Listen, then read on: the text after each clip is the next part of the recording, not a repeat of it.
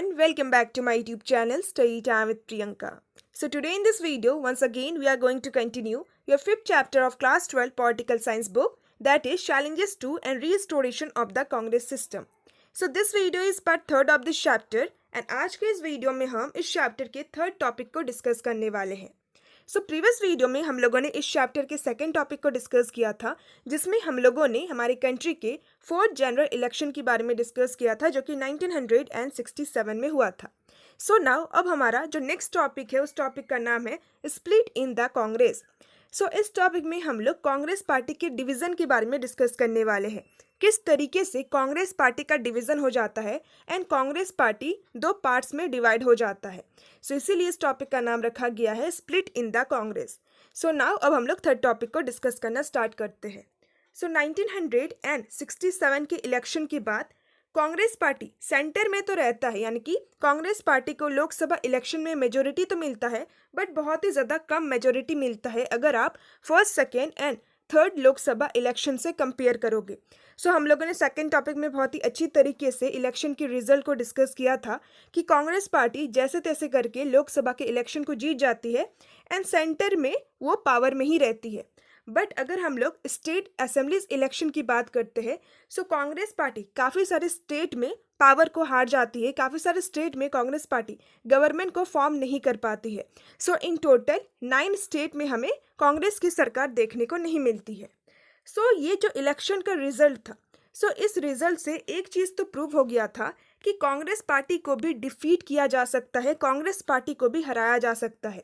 So 1st, 2nd and 3rd general election में Congress party को जितना ज़्यादा सीट्स मिल रहा था, जितना ज़्यादा वोट्स मिल रहा था, सो तीनों ही जनरल इलेक्शन के रिजल्ट को देखकर बाकी जो अपोजिशन पार्टीज थे, सो उनको ऐसा लग रहा था कि कांग्रेस पार्टी को हम लोग कभी भी डिफीट ही नहीं कर सकते हैं, कांग्रेस पार्टी को कभी भी हराया नहीं जा सकता है.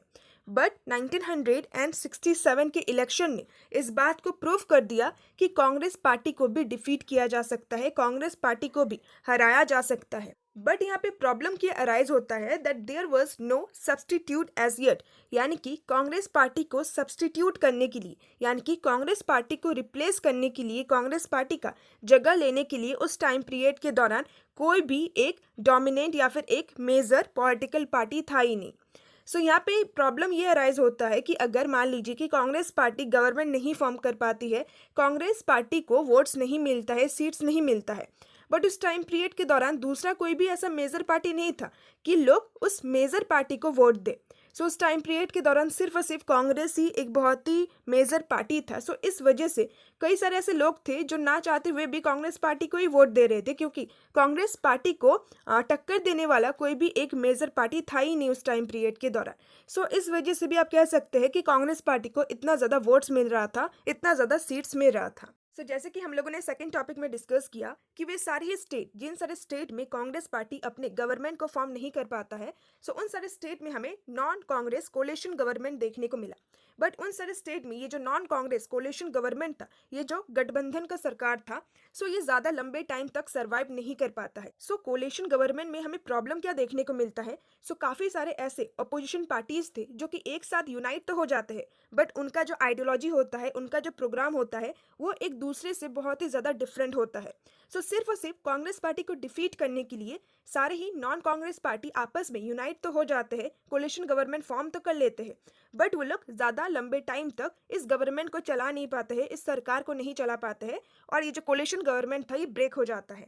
सो ज़्यादातर स्टेट में हमें कोलिशन गवर्नमेंट में ब्रेक ही देखने को मिला. सो जब उन सारे स्टेट में जो कोलिशन गवर्नमेंट था वो मेजोरिटी को खो बैठता है, सो उन सारे स्टेट में या तो हमें न्यू कॉम्बिनेशन देखने को मिलता है, यानी कि दूसरे पार्टीज दोबारा से कंबाइन करते हैं, या फिर उन सारे स्टेट में हमें प्रेसिडेंट का रूल देखने को मिलता है. सो आप कह सकते हैं कि उन सारे स्टेट को दोबारा से इनडायरेक्टली कांग्रेस ही कंट्रोल कर रहा था. सो कांग्रेस पार्टी को डिफीट तो किया जा सकता है, बट कांग्रेस पार्टी को चैलेंज करने के लिए उस टाइम पीरियड के दौरान ऐसा कोई भी मेजर पार्टी था ही नहीं. नाउ नेक्स्ट हमारा टॉपिक है Indira versus the syndicate. Indira Gandhi का जो रियल चैलेंज था, रियल चैलेंज इंदिरा गांधी को अपोजिशन पार्टीज से नहीं मिल रहा था। क्यों नहीं मिल रहा था? क्योंकि अपोजिशन पार्टीज खुद ब खुद डिसॉल्व हो रही थी, खुद ब खुद अपोजिशन पार्टीज का जो रूल था वो खत्म हो रहा था। इंदिरा गांधी के लिए रियल चैलेंज अपोजिशन पार्टीज नहीं था, बल्कि इंदिरा गांधी के खुद के पार्टी में ही कुछ ऐसे लीडर्स थे जो कि इंदिरा गांधी को रियली चैलेंज कर रहे थे। इंदिरा गांधी को सिंडिकेट ग्रुप के साथ डील करना पड़ा। सिंडिकेट किन सारे लीडर्स को कहा गया है? कांग्रेस पार्टी में ही जो कुछ पावरफुल एंड इन्फ्लुएंशियल लीडर्स थे, जो कुछ ओल्ड लीडर्स थे, उन्हीं की ग्रुप को सिंडिकेट कहा गया। इंदिरा गांधी को अपने ही पार्टी में जो पावरफुल एंड जो इन्फ्लुएंशियल लीडर्स थे, जिनके ग्रुप को सिंडिकेट कहा गया है, उनसे ही इंदिरा गांधी को रियल चैलेंज फेस करना पड़ा।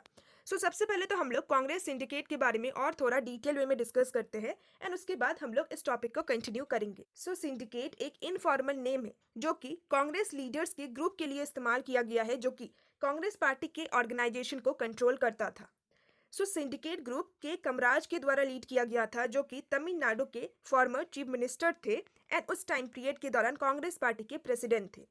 सिंडिकेट ग्रुप में हमें दूसरे कुछ पावरफुल स्टेट के लीडर्स भी देखने को मिलते हैं। काफ़ी सारे पावरफुल स्टेट के जो लीडर्स थे वो सिंडिकेट ग्रुप में इंक्लूडेड थे, जैसे कि फॉर एग्जांपल एस.के. पटेल और मुंबई सिटी, जिसको आज के टाइम पीरियड में मुंबई कहा जाता है। इसके अलावा एस निजलिंगप्पा और माइजोर, जिसको आज के टाइम पीरियड में कर्नाटका कहा जाता है। इसके अलावा N Sanjiva Reddy of Andhra Pradesh and Atulya Ghosh of waste Bengal. अलग अलग पावरफुल स्टेट से हमें अलग अलग लीडर्स देखने को मिलता है जो कि सिंडिकेट ग्रुप में इंक्लूडेड थे। लाल बहादुर शास्त्री एंड बाद में इंदिरा गांधी जब प्राइम मिनिस्टर बनती है, उनको जो पोजीशन मिलता है, वो लोग प्राइम मिनिस्टर के जिस पोजीशन में रहते हैं, वो खासकर सिंडिकेट लीडर्स के सपोर्ट की वजह से ही रहते हैं। यानी कि कांग्रेस के पावरफुल लीडर्स ने, ओल्ड लीडर्स ने लाल बहादुर शास्त्री जी को एंड इंदिरा गांधी जी को सपोर्ट किया था कि जवाहरलाल नेहरू जी के डेथ होने के बाद यही दोनों कंट्री का नेक्स्ट प्राइम मिनिस्टर बने, जब कांग्रेस पार्टी में इंटरनल इलेक्शन हो रहा था प्राइम मिनिस्टर को चूज करने के लिए। इंदिरा गांधी का जो फर्स्ट काउंसिल ऑफ मिनिस्टर था, उसमें इन सारे सिंडिकेट लीडर्स का बहुत ही ज़्यादा अहदा था, बहुत ही ज़्यादा दबदबा था। एंड इनफैक्ट उस टाइम पीरियड के दौरान सिंडिकेट लीडर्स के द्वारा ही पॉलिसी को फॉर्मुलेट भी किया जाता था एंड पॉलिसीज़ को इम्प्लीमेंट भी किया जाता था। यानी कि इंदिरा गांधी के नाम पे सिंडिकेट लीडर्स ही कंट्री को गवर्न कर रहे थे उस टाइम पीरियड के दौरान। आई होप कि आपको कांग्रेस सिंडिकेट के बारे में बहुत ही अच्छी तरीके से समझ में आ गया होगा। नाउ अब हम लोग अपने टॉपिक को कंटिन्यू करते हैं। एज आई सेड कि सिंडिकेट लीडर्स के द्वारा एक बहुत ही ज़्यादा इंपॉर्टेंट रोल प्ले किया गया था in the installation of Indira Gandhi as the prime minister of India. जब लाल बहादुर शास्त्री जी की डेथ हो जाती है एंड कांग्रेस पार्टी में इंटरनल इलेक्शन होता है कि किसको प्राइम मिनिस्टर बनाना चाहिए, मोरारजी देसाई या फिर Indira Gandhi.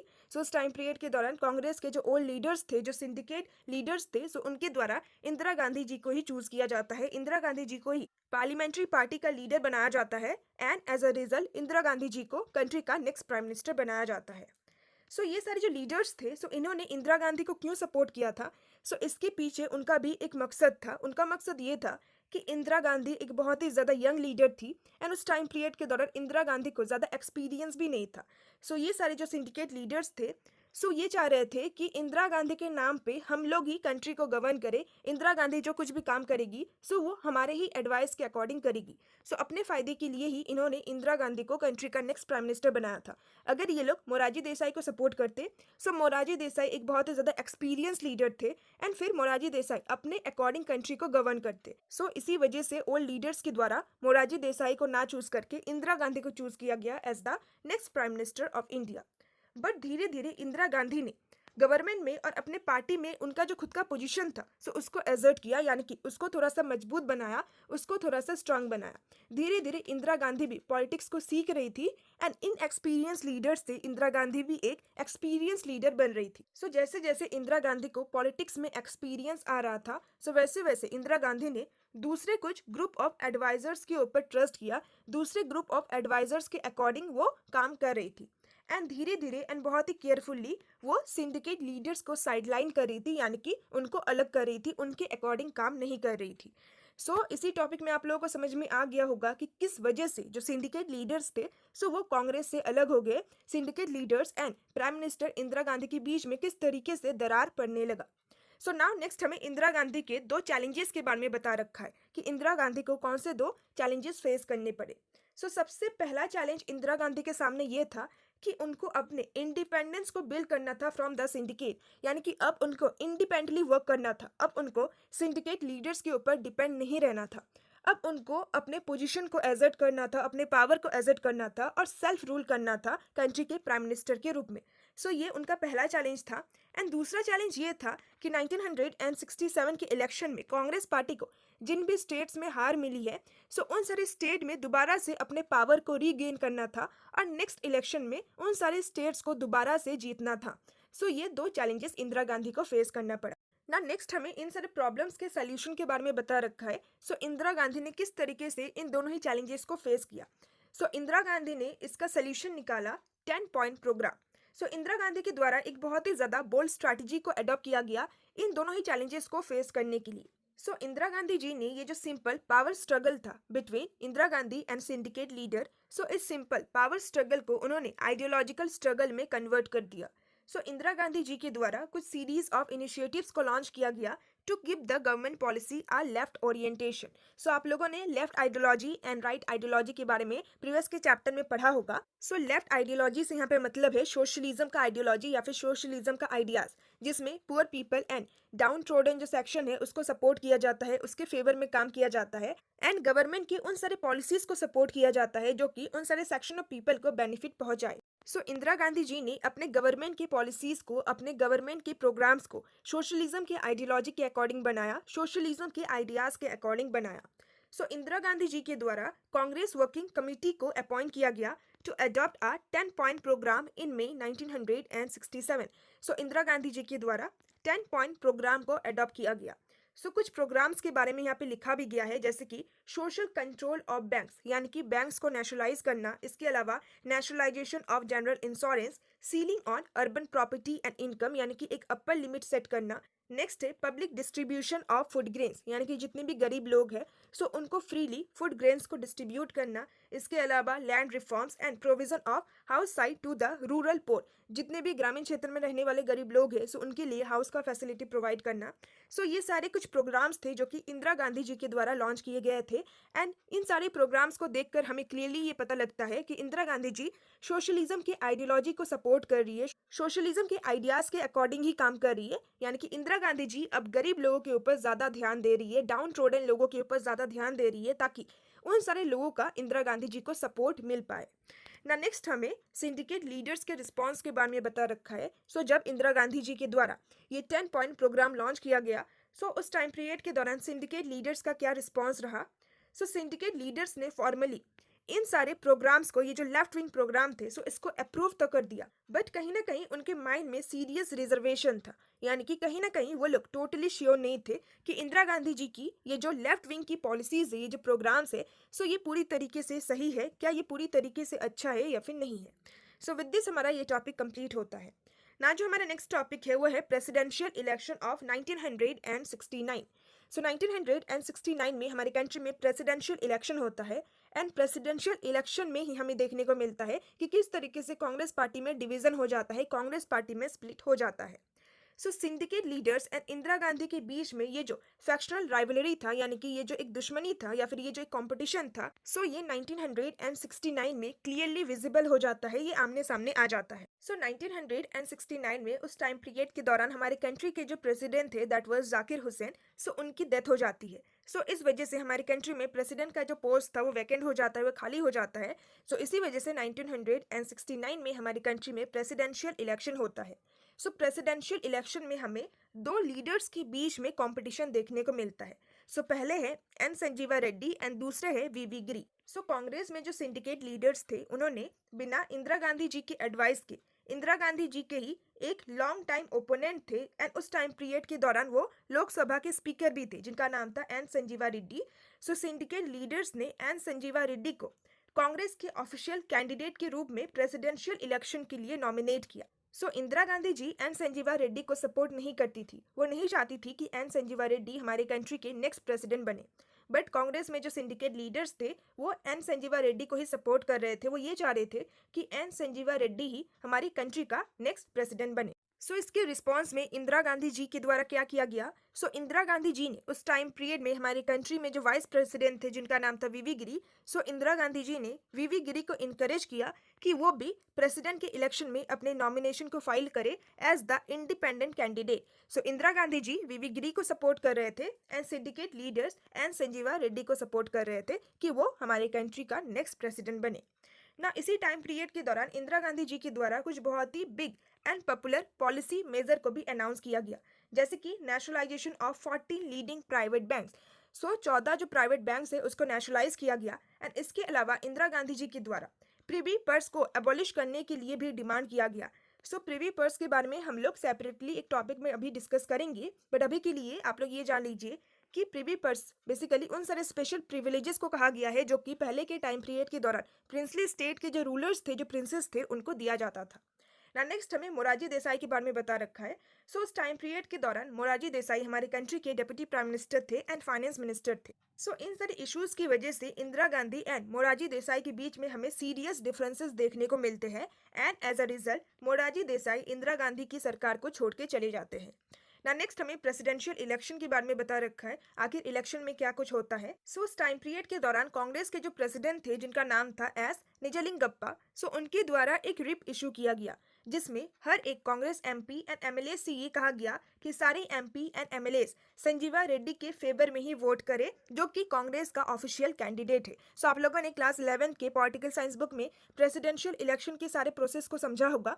Presidential election direct election तो होता नहीं है जिसमें हम लोग वोट करते नहीं, बल्कि ये एक इनडायरेक्ट इलेक्शन होता है जिसमें जितने भी एमपीज यानी कि member of parliament and MLAs यानी कि member of legislative assembly, MPs and MLAs के द्वारा ही वोट किया जाता है और कंट्री के प्रेसिडेंट को चूज किया जाता है, इलेक्ट किया जाता है। कांग्रेस के प्रेसिडेंट के द्वारा ये कहा गया कि जितने भी कांग्रेस के एमपी एंड एमएलएज है वो संजीवा रेड्डी के फेवर में ही वोट करे एंड उनको ही हमारे कंट्री का नेक्स्ट प्रेसिडेंट बनाया जाए। बट इंदिरा गांधी जी के जितने भी सपोर्टर्स थे उनके द्वारा कांग्रेस के प्रेसिडेंट को फॉर्मली रिक्वेस्ट किया गया कि एआईसीसी यानी कि ऑल इंडिया कांग्रेस कमेटी का एक स्पेशल मीटिंग बुलाया जाए जिसमें हम लोग इस टॉपिक को डिस्कस करेंगे कि किसको नेक्स्ट प्रेसिडेंट बनाया जाए। बट कांग्रेस के प्रेसिडेंट ने इस रिक्वेस्ट को रिफ्यूज कर दिया। उसके बाद इंदिरा गांधी जी जो कि पहले साइलेंटली वीवी गिरी को सपोर्ट कर रही थी अब वो ओपनली उनको सपोर्ट करने लगी। इंदिरा गांधी जी के द्वारा कॉन्साइंस वोट के लिए कॉल किया गया, यानी कि सारे ही कांग्रेस एमपी एंड एमएलएस को ये कहा गया कि आप बिल्कुल फ्री हो, आप जिसको चाहते हो उसको प्रेसिडेंट बना सकते हो, आप जिसको चाहते हो उसके फेवर में वोट कर सकते हो। ऐसा कोई जबरदस्ती नहीं है कि आपको सिर्फ और सिर्फ संजीवा रेड्डी के फेवर में ही वोट करना है। अगर आप चाहो देन आप वीवी गिरी के फेवर में भी वोट कर सकते हो ना। नेक्स्ट हमें इलेक्शन के रिजल्ट के बारे में बता रखा है। इलेक्शन के रिजल्ट में हमें ये देखने को मिला कि जो वीवी गिरी थी जो कि इंडिपेंडेंट कैंडिडेट थे उनको विक्ट्री मिलता है, उनको जीत मिलता है एंड संजीवा रेड्डी जो कि कांग्रेस के ऑफिशियल कैंडिडेट थे इस इलेक्शन में उनकी डिफीट होती है। ये हमें इलेक्शन का रिजल्ट देखने को मिला। इसी वजह से कांग्रेस का स्प्लिट हो जाता है, या फिर आप कह सकते हैं कि प्रेसिडेंशियल इलेक्शन का जो रिजल्ट था वो एक इमीडिएट कज बन गया कांग्रेस पार्टी के स्प्लिट का। कांग्रेस पार्टी का जो ऑफिशियल कैंडिडेट था जब वो डिफीट हो जाता है उसके बाद कांग्रेस पार्टी का ये जो स्प्लिट था, ये जो डिवीजन था वो फॉर्मलाइज होता है, यानी कि फॉर्मली दो कांग्रेस पार्टी बन जाता है। कांग्रेस पार्टी का डिवीजन हो जाता है इनटू टू ग्रुप्स। कांग्रेस के जो प्रेसिडेंट थे उनके द्वारा प्राइम मिनिस्टर इंदिरा गांधी जी को पार्टी से एक्सपेल कर दिया जाता है, यानी कि पार्टी से बाहर निकाल दिया जाता है। बट इंदिरा गांधी जी के द्वारा ये क्लेम किया जाता है कि मेरा जो ग्रुप है वही रियल कांग्रेस है। इंदिरा गांधी जी ही पार्टी की लीडर थी। किस तरीके से पार्टी के लीडर को ही पार्टी से बाहर निकाला जा सकता है। इंदिरा गांधी जी के द्वारा ये क्लेम किया गया कि मेरा जो ग्रुप है, यानी कि वे सारे लीडर्स जो कि इंदिरा गांधी जी को सपोर्ट कर रहे थे, मेरा जो ग्रुप है वही रियल कांग्रेस है। इसके बाद ही हमें फॉर्मली कांग्रेस पार्टी में स्प्लिट देखने को मिला। कांग्रेस पार्टी दो पार्ट्स में डिवाइड हो गया into Congress O and Congress R. नवंबर 1969 के बाद कांग्रेस में जो सिंडिकेट लीडर्स थे उनके द्वारा जिस कांग्रेस ग्रुप को फॉर्म किया गया उसी कांग्रेस ग्रुप को कांग्रेस ओ कहा गया, यानी कि कांग्रेस ऑर्गेनाइजेशन। एंड इंदिरा गांधी जी के द्वारा जिस कांग्रेस ग्रुप को बनाया गया उस कांग्रेस ग्रुप को कांग्रेस आर कहा गया, यानी कि कांग्रेस रिक्वेजेशनिस्ट। कांग्रेस ओ को ओल्ड कांग्रेस के रूप में भी डिस्क्राइब किया जाता था, क्योंकि कांग्रेस ओ में हमें कांग्रेस के ओल्ड लीडर्स देखने को मिले, कांग्रेस के बहुत ही ज्यादा इन्फ्लुएंशियल लीडर्स देखने को मिले। एंड कांग्रेस आर को न्यू कांग्रेस के रूप में भी डिस्क्राइब किया जाता था। सो कांग्रेस ओ के जो लीडर्स थे उनको कंजर्वेटिव माना जाता था एंड प्रो रिच माना जाता था, वेरेस कांग्रेस आर के जो लीडर्स थे सो उनको सोशलिस्ट माना जाता था एंड प्रो पुअर माना जाता था। सो इंदिरा गांधी जी के द्वारा इस स्प्लिट को एक आइडियोलॉजिकल डिवीजन बना दिया गया बिटवीन सोशलिस्ट एंड कंजर्वेटिव, यानी कि इंदिरा गांधी जी ने ये कहा कि कांग्रेस ओ के जो लीडर्स है सो वो लोग बेसिकली कंजर्वेटिव है, वो लोग चेंजेस नहीं लाना चाहते हैं, वेरेस इंदिरा गांधी ने अपने ग्रुप को ये कहा कि हम लोग बेसिकली सोशलिस्ट है, हम लोग गरीबों के लिए वर्क कर रहे हैं। सो इंदिरा गांधी जी ने अपने ग्रुप को प्रो पुअर कहा एंड उन्होंने कांग्रेस ओ के ग्रुप को प्रो रिच का ग्रुप कहा। सो विद दिस हमारा ये टॉपिक भी कंप्लीट होता है ना। नेक्स्ट हमारा एक छोटा सा टॉपिक है that is abolition of privy purse. So इस टॉपिक में हम लोग प्रीवी पर्स के बारे में डिस्कस करने वाले हैं। सो सबसे पहले तो हम लोग ये जानते हैं कि आखिर प्रीवी पर्स का मतलब क्या होता है। सो जैसे कि हम लोगों ने इसी बुक के फर्स्ट चैप्टर में डिस्कस किया था about the integration of princely state. So जब ब्रिटिशर्स हमारी कंट्री को छोड़ के चले गए सो उस टाइम पीरियड के दौरान हमारी कंट्री में जितने भी प्रिंसली स्टेट थे सो उन सारे प्रिंसली स्टेट के रूलर्स को 3 ऑप्शन दिया गया, या तो वे सारी प्रिंसली स्टेट इंडियन यूनियन के साथ मर्ज हो जाए या फिर पाकिस्तान के साथ मर्ज हो जाए, एंड साथ ही साथ तीसरा ऑप्शन ये प्रोवाइड किया गया था कि अगर कोई भी प्रिंसली स्टेट का रूलर ये चाहता है कि उसको एक इंडिपेंडेंट कंट्री के रूप में रहना है देन वो अपने प्रिंसली स्टेट को एक इंडिपेंडेंट कंट्री भी बना सकता है। सो ये एक बहुत ही बड़ा चैलेंज था जो कि इंडिया को फेस करना पड़ा इंडिपेंडेंस की बात। सो उस टाइम पीरियड के दौरान जितने भी लीडर्स थे खासकर सरदार वल्लभ भाई पटेल सो उनके द्वारा मैक्सिमम जो प्रिंसली स्टेट थे उसको इंडियन यूनियन में इंटीग्रेट किया गया। सो प्रिंसली स्टेट इंडियन यूनियन में तभी इंटीग्रेट हुए जब उनके कुछ डिमांड को फुलफिल किया गया। सो उस टाइम पीरियड के दौरान सरदार वल्लभ भाई पटेल के द्वारा प्रिंसली स्टेट के रूलर्स को ये एश्योरेंस दिया गया था, ये विश्वास दिलाया गया था कि उनका जो प्रिंसली रूल है सो वो डिसॉल्व होने के बाद, वो खत्म होने के बाद रूलर्स की जो फैमिलीज है सो उनको अलाउ किया जाएगा to retain certain private property, यानी कि प्रिंसेस की जो फैमिली मेंबर्स है सो वो अपने कुछ प्राइवेट प्रॉपर्टी के ऊपर कंट्रोल रख सकते हैं। बड़े बड़े जो राजमहल वगैरह थे उन सारे राजाओं का सो उन सारे बड़े बड़े राजमहलों के ऊपर उनकी फैमिली का ही कंट्रोल रहेगा, वो गवर्नमेंट के द्वारा नहीं लिया जाएगा। और साथ ही साथ उनको ये भी एश्योरेंस दिया गया था कि उनको गवर्नमेंट के द्वारा ग्रांट प्रोवाइड किया जाएगा या फिर गवर्नमेंट के द्वारा अलाउंस प्रोवाइड किया जाएगा, यानी कि आप कह सकते हैं कि एक तरीके का पेंशन प्रोवाइड किया जाएगा। सो इसी ग्रांट को प्रीवी पर्स कहा जाता है। सो नाउ नेक्स्ट हमें बता रखा है कि ये जो प्रीवी पर्स है क्या ये सही है या फिर गलत है। सो जिस टाइम पीरियड के दौरान प्रिंसली स्टेट को इंडियन यूनियन में इंटीग्रेट किया गया सो उस टाइम पीरियड के दौरान प्रिंसली स्टेट के रूलर्स को ये जो स्पेशल प्रिविलेजेस मिला था सो इसके ऊपर ज़्यादा क्रिटिसिज्म नहीं किया गया, क्योंकि इस टाइम पीरियड के दौरान इंटीग्रेशन एंड कंसोलिडेशन हमारे कंट्री का प्राइमरी एम था। अगर इन सारे प्रिंसली स्टेट में से एक भी प्रिंसली स्टेट इंडियन यूनियन में इंटीग्रेट नहीं होता है सो आज के टाइम पीरियड में हमारा कंट्री जिस तरीके से है वो नहीं होता। सो इसी वजह से उस टाइम पीरियड के दौरान हमारा प्राइमरी एम ये था कि जैसे भी हो, जिस तरीके से भी हो, प्रिंसली स्टेट को इंडियन यूनियन में इंटीग्रेट करना है। सो इसी वजह से उस टाइम पीरियड के दौरान ज़्यादा क्रिटिसिज्म नहीं किया गया था कि चलो ठीक है अगर हम लोग इनको थोड़ा सा स्पेशल प्रिविलेजेस भी प्रोवाइड करते हैं सो तब भी सही है, एटलीस्ट ये लोग इंडियन यूनियन का पार्ट तो रहेंगे। बट फिर बाद में लोगों के द्वारा ये क्रिटिसाइज किया गया कि ये इन सारे रूलर्स को जो हेरिडिटरी प्रिविलेजेस मिला है सो ये हमारे कॉन्स्टिट्यूशन के जो प्रिंसिपल है जैसे कि equality, social justice, economic justice सो ये इसके खिलाफ है। हमारा जो कॉन्स्टिट्यूशन है वो बात करता है अबाउट इक्वलिटी कि किसी भी व्यक्ति के साथ भेदभाव नहीं होगा, बात करता है about the social and economic justice यानी कि सबके साथ न्याय होगा, सबके साथ इक्वल ट्रीटमेंट किया जाएगा। बट एक तरफ हमें क्या देखने को मिलता है कि कॉन्स्टिट्यूशन के द्वारा ही जो प्रिंसली स्टेट के रूलर्स थे, उनके जो फैमिली मेंबर्स थे सो उनको स्पेशल प्रिविलेजेस प्रोवाइड किया गया है। सो बाद में फिर इस टॉपिक के ऊपर क्रिटिसिज्म अराइज हो गया। सो 1967 के इलेक्शन के बाद इंदिरा गांधी जी के द्वारा इस डिमांड को सपोर्ट किया गया कि गवर्नमेंट को प्रीवी पर्स को एबॉलिश कर देना चाहिए, उसको खत्म कर देना चाहिए। बट अगर हम लोग मोरारजी देसाई के ओपिनियन की बात करें सो मोरारजी देसाई के द्वारा इस चीज़ को मॉरली बहुत ही ज़्यादा गलत माना गया है, बहुत ही ज़्यादा रॉन्ग माना गया है। मोरारजी देसाई के द्वारा ये कहा गया कि अगर हम लोग प्रिंसेस को जो प्रीवी पर्स दिया गया है सो अगर हम लोग प्रीवी पर्स को एबॉलिश कर देते हैं देन ये एक तरीके से धोखा होगा, एक तरीके से उनका जो फेथ था, उनका जो विश्वास था सो उसके साथ धोखा करना होगा, उसको चीट करना होगा। सो इसी वजह से मोरारजी देसाई के द्वारा प्रीवी पर्स के एबॉलिशन को सपोर्ट नहीं किया गया। ना नेक्स्ट हमें फाइनली प्रीवी पर्स के एबॉलिशन के बारे में बता रखा है। सो सबसे पहले इंदिरा गांधी जी के गवर्नमेंट के द्वारा 1970 में ही एक बिल को पास किया गया फॉर कॉन्स्टिट्यूशनल अमेंडमेंट, ताकि कॉन्स्टिट्यूशन में अमेंडमेंट हो एंड जो प्राइवी पर्स का जो पॉलिसी है उसको एबॉलिश किया जाए। बट राज्यसभा में इस बिल को पास नहीं किया जाता है एंड कॉन्स्टिट्यूशनल अमेंडमेंट नहीं होता है। देन इसके बाद इंदिरा गांधी जी के गवर्नमेंट के द्वारा एक ऑर्डिनेंस को भी इशू करवाया जाता है, यानी कि एक ऑफिशियल ऑर्डर भी दिया जाता है, बट इसको भी सुप्रीम कोर्ट अप्रूव नहीं करता है। सो इसके बाद इंदिरा गांधी जी अपने 1971 के इलेक्शन के लिए इस टॉपिक को मेजर इलेक्शन इशू बना देती है एंड इससे उनको बहुत ही ज़्यादा पब्लिक का सपोर्ट मिलता है। खासकर जितने भी गरीब लोग थे, जितने भी डाउन ट्रोडन पीपल थे, सो उनका बहुत ही ज़्यादा सपोर्ट मिलता है इंदिरा गांधी जी को। सो 1971 के इलेक्शन में इंदिरा गांधी जी को बहुत ही ज़्यादा मैसिव विक्ट्री मिलता है। सो उसके बाद कॉन्स्टिट्यूशन में फाइनली अमेंडमेंट किया जाता है एंड प्राइवेट पर्स को एबॉलिश कर दिया जाता है। सो विद दिस हमारा इस चैप्टर का थर्ड टॉपिक कंप्लीट होता है। सो नाउ नेक्स्ट टॉपिक यानी कि टॉपिक नंबर 4, जो कि इस चैप्टर का लास्ट टॉपिक है। सो फोर्थ टॉपिक हम अपने नेक्स्ट वीडियो में डिस्कस करेंगे। सो आई होप कि आपको इस चैप्टर का जो थर्ड टॉपिक है वो बहुत ही अच्छी तरीके से समझ में आ गया होगा। एंड अगर अभी तक आप लोगों ने फर्स्ट एंड सेकंड टॉपिक को नहीं समझा है देन प्लीज़ ज़रूर समझ लीजिएगा, लिंक आपको मेरे डिस्क्रिप्शन बॉक्स में मिल जाएगा। सो विद दिस आज के इस वीडियो को एंड करते हैं। And yes, if you like my way of explanation then please don't forget to like, share and subscribe and please press the bell icon ताकि आपको नेक्स्ट वीडियो का notification मिल जाए। So now see also in my next video. Till then bye bye and stay tuned my channel and thanks for watching my video.